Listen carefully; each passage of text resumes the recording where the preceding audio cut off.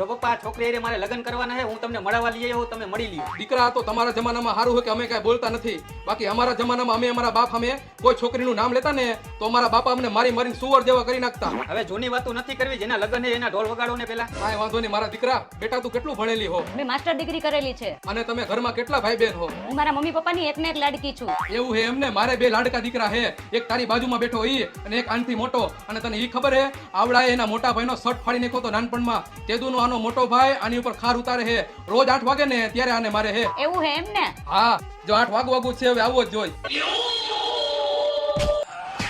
મોટા ભાઈને બહુ ખાર લાગે છે નાના ભાઈ ઉપર. ખાર નથી, આ તો બે ભાઈનો પ્રેમ છે.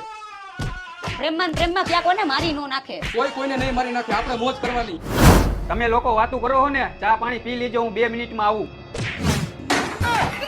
આ મોટા દીકરા ઓલાને ઓછો મારજે, ક્યાંક આ વગર લગને વિધવા થઈ જાય.